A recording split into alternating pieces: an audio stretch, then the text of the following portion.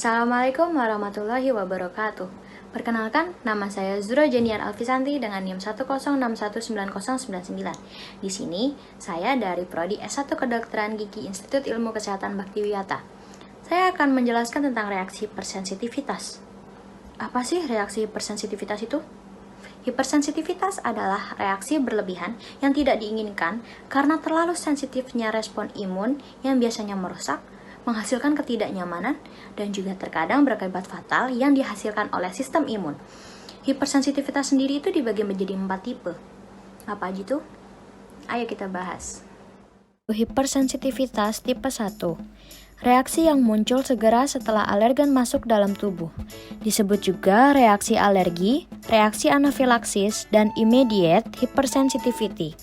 Reaksi ini dapat mengakibatkan gejala yang beragam, mulai dari ketidaknyamanan kecil hingga hipersensitivitas tipe 1 diperantarai oleh imunoglobin E atau IgE.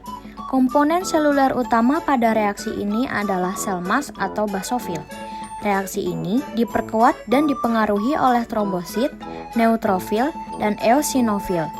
Pengobatan yang dapat ditempuh untuk mengatasi hipersensitivitas tipe 1 adalah menggunakan antihistamin untuk memblokir reseptor histamin, penggunaan imunoglobin G atau IgE, hyposensitization atau imunoterapi atau desensitization untuk beberapa alergi tertentu.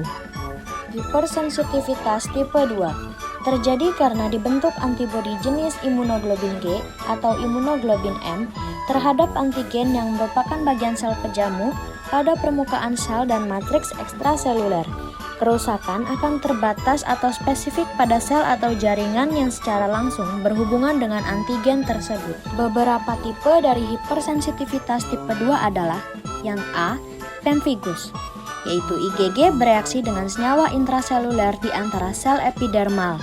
Yang B, anemia hemolitik autoimun, yaitu dipicu obat-obatan seperti penisilin yang dapat menempel pada permukaan sel darah merah dan berperan seperti hapten untuk produksi antibodi, kemudian berikatan dengan permukaan sel darah merah dan menyebabkan lisis sel darah merah.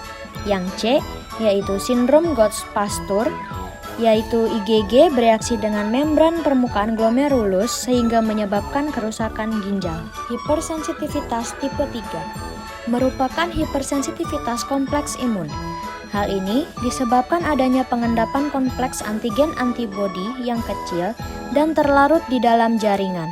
Hal ini ditandai dengan timbulnya inflamasi atau peradangan. Pada kondisi normal, kompleks antigen antibodi yang diproduksi dalam jumlah besar dan seimbang akan dibersihkan dengan adanya fagosit.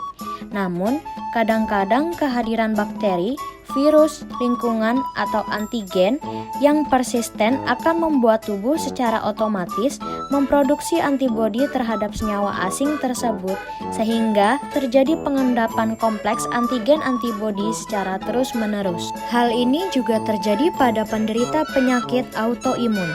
Pengendapan kompleks antigen antibodi tersebut akan menyebar pada membran sekresi aktif dan di dalam saluran kecil sehingga dapat memengaruhi beberapa organ seperti kulit, ginjal, paru-paru, sendi, atau dalam bagian koroid plexus otak. Hipersensitivitas tipe 4. Reaksi ini disebut sebagai reaksi hipersensitivitas tipe lambat karena reaksinya relatif lebih lama dibandingkan dengan reaksi tipe lain yang mana antibodi berperan utama. Dalam tipe ini, sejenis sel darah putih yang disebut sel T berperan dalam menyebabkan reaksi alergi dan gejala-gejala yang ada.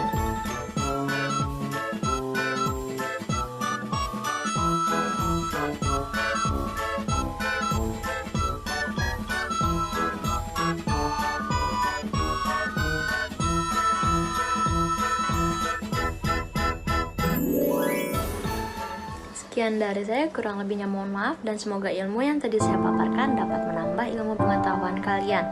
Wassalamualaikum warahmatullahi wabarakatuh.